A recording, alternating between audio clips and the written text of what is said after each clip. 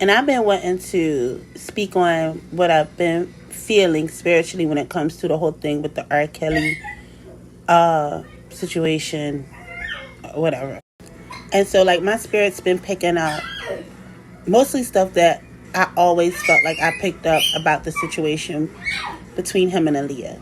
And I know everybody's like, oh, this wasn't about Aaliyah and this was about a whole lot of other people who suffer, and I'm not going to try to disclose them, but I feel like that was the catalyst, that was the root cause. Like, my spirit is saying it does have a lot to do with it. So what I always kind of like felt like after the passing of Aaliyah, I remember when Aaliyah passed, like, I was really upset.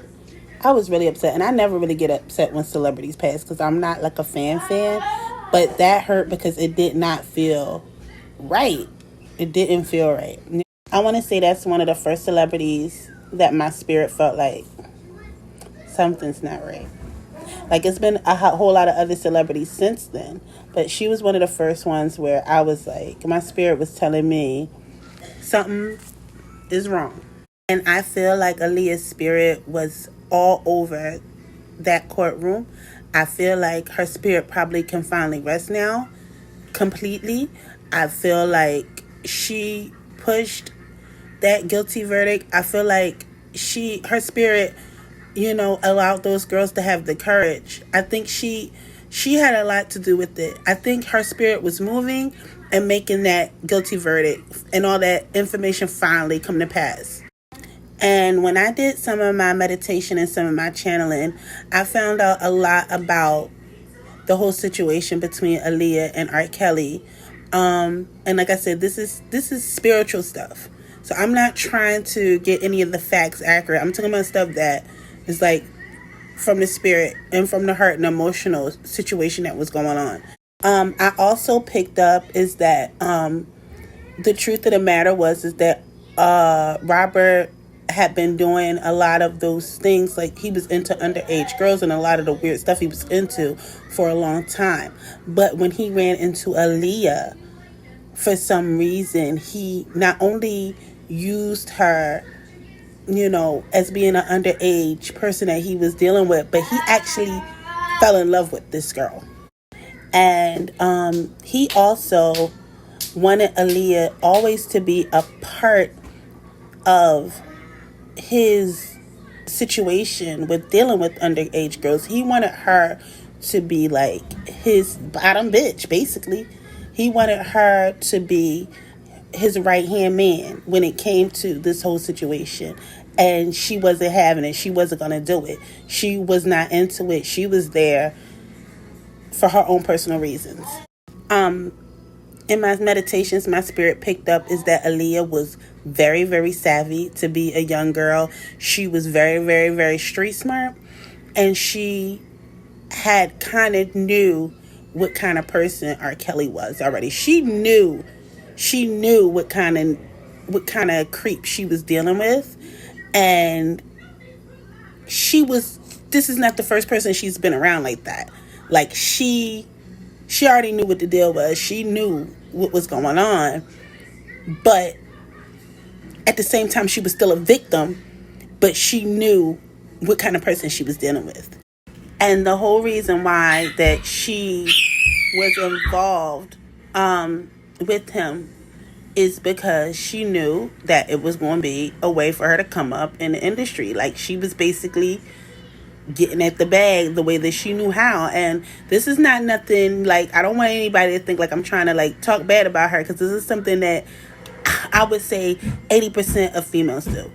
We talk to older guys because they have more money and because they have more things that we can get from them, and they'll give it to us because we're younger and because they have a freaking sick fetish. Like, I know a lot of girls have done this. I have done this. So Aaliyah was doing this. The thing was with Aaliyah is that she was too strong and too powerful. She wasn't going to allow him to completely mistreat her.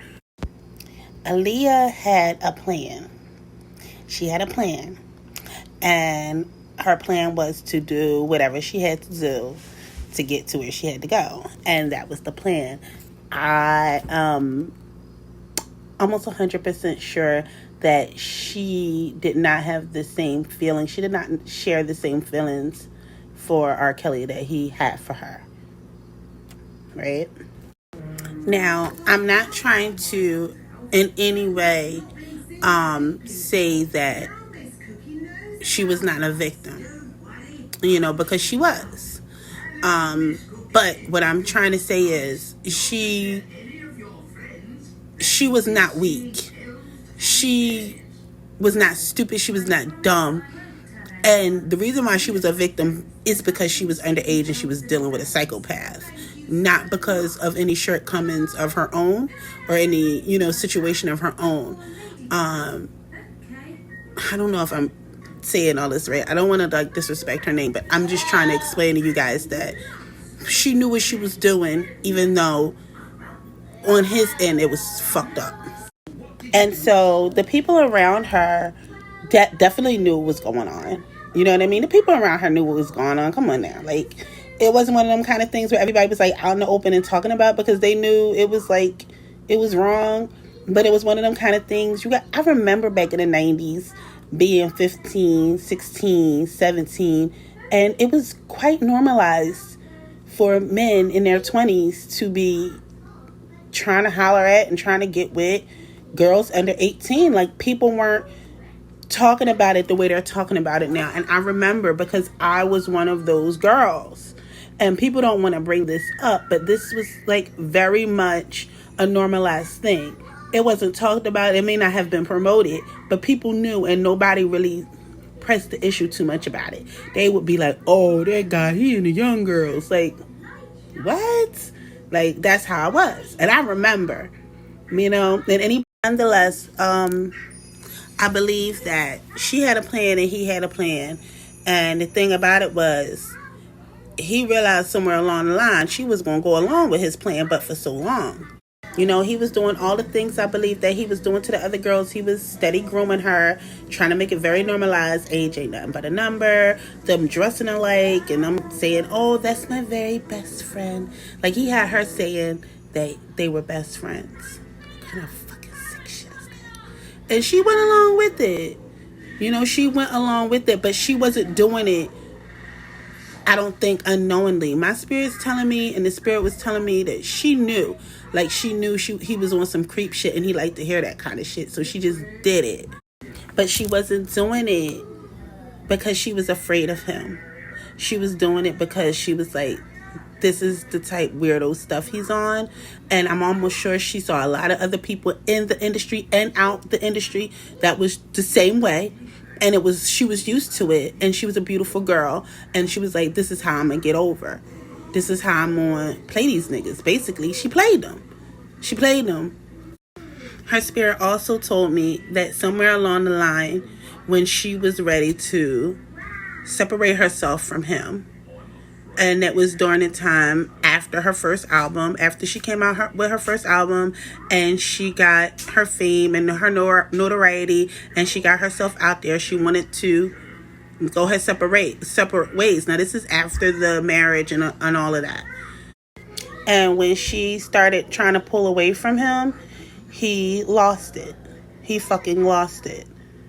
And he tried to keep his cool because he didn't want the people around him to figure out what was going on that didn't know, and the people that didn't know, he didn't want to seem like a sucker.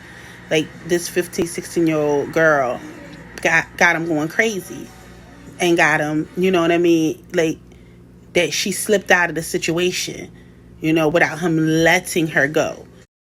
Her spirit also told me is that she reached out to some people that were in the industry, because at the time she did not trust any of the people. Well, most of the people that were around her, that was part of R. Kelly and his whole situation, and also family members. She didn't really know if she could trust them or not. She was looking at them sideways, and she reached out to some people in the industry who actually kind of thought they knew what was going on, but had to rectify it with her. And when they found out what was going on, they was like, fuck that, no, we're not having it.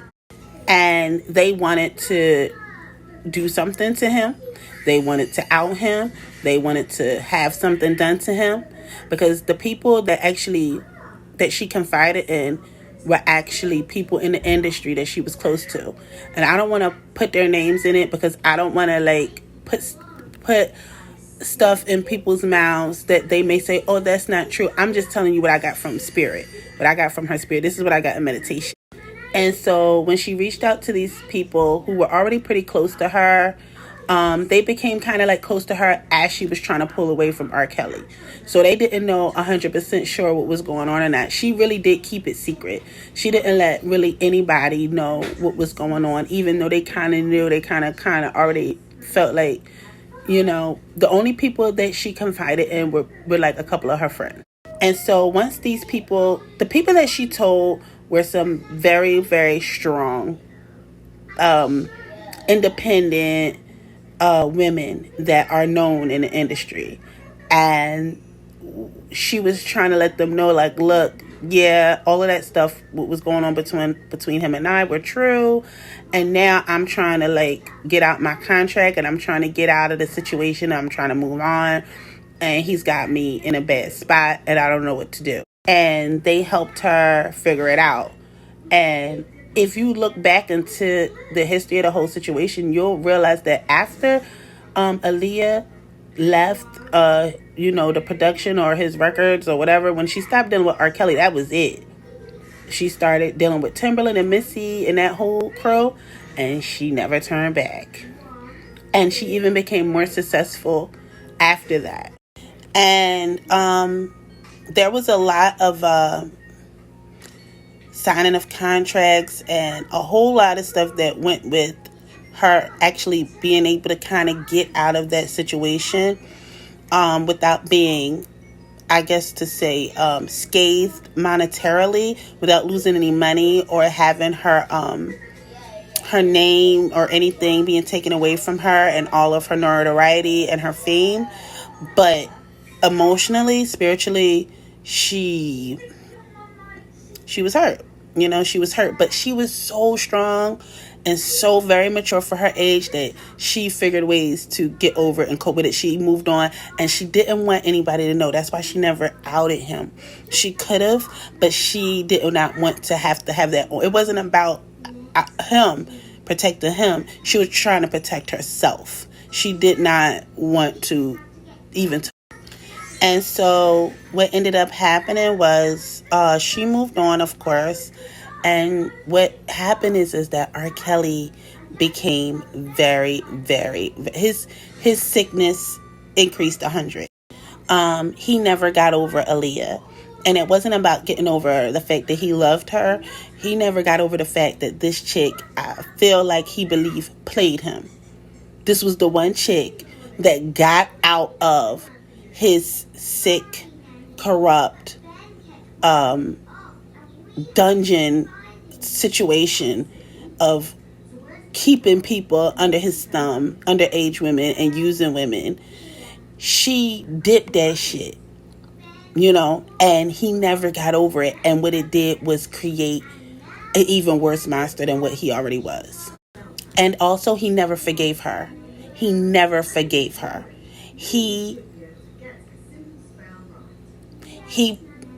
Her spirit's telling me that he loathed her for that. He wanted to get back at her so bad, but he couldn't figure out a way. He wanted to have revenge on this girl because she escaped him. And so this is what created the R. Kelly that we seen later on. At that point, he was on a rampage. He didn't care. At that point, every girl that he ran into was going to suffer the consequences of how he felt about Aaliyah. He was going to mistreat them and just like, it was going to be bad for them. And he never got over it. And like I said, that's what created the even worse monster that we saw. This is why he did some of the disgusting things, the embarrassing things, the degrading things that he would make these girls do, because he felt degraded. He felt like that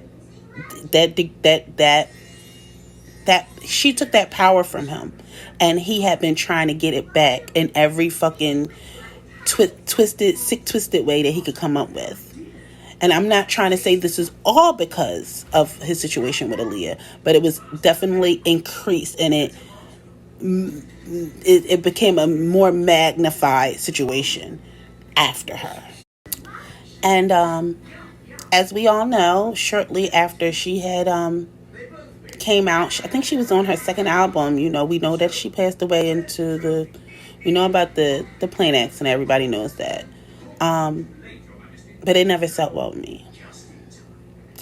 And to this day, nobody really knows the true answers about that. And there are people out there who believe that he put a head out on her because she was going to come out. She was eventually going to come out and say something. And I feel as though, even though she did not ever have her day in court, she did have her day in court. I feel like she was all over that goddamn nigga in court. And I feel like she finally got some justice, because she was never ever really able to speak out about what happened. And I don't think she really wanted to be honest with you. Not at the time. You know, I don't think she wanted to at that time. Maybe now, if she was living now, imagine if Aaliyah lived through the Me Too movement and all of these things that are happening now. Yeah, so that's my take on all of this. Like I said, a lot of it is just like from spirit and meditation. I